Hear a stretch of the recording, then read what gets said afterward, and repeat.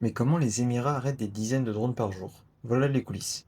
Les Émirats ont subi de nombreuses attaques de drones et de missiles sol-sol, donc leur défense aérienne a été mise à rude épreuve. Leur territoire étant relativement compact, une grande partie étant du désert, la majorité des systèmes est concentrée sur les bases d'Al Drafa et de Zayed. Pour la détection, on peut voir qu'ils utilisent beaucoup de radars M2084, et pour les intercepteurs, des systèmes MSAM-2 et Patriot.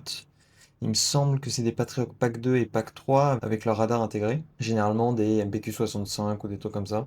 Mais il y a un problème, ces systèmes sont pas conçus pour gérer des attaques massives et surtout d'un tel volume de drones low cost. Dans notre cas, généralement des Shahed 136. On observe d'ailleurs des traces importantes de guerre électronique partout autour de ces bases. Pour contrer les drones, il y a plusieurs technologies, mais la plupart des sources parlent de systèmes d'Amita, d'intercepteurs Rayton Coyote qui, d'après certains, produisent localement, et des véhicules comme l'H-band 442 pour la détection.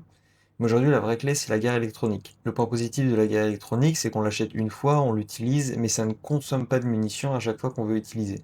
Surtout que c'est parfait pour neutraliser des drones à bas coût en masse, et avec des technologies iraniennes qui ont été récupérées en Ukraine, les systèmes occidentaux sont devenus beaucoup plus efficaces pour faire du jamming et du spoofing GPS, étant donné qu'on sait comment les systèmes iraniens fonctionnent. Si certaines personnes ont plus d'infos sur les systèmes anti-aériens des EAU, je suis intéressé.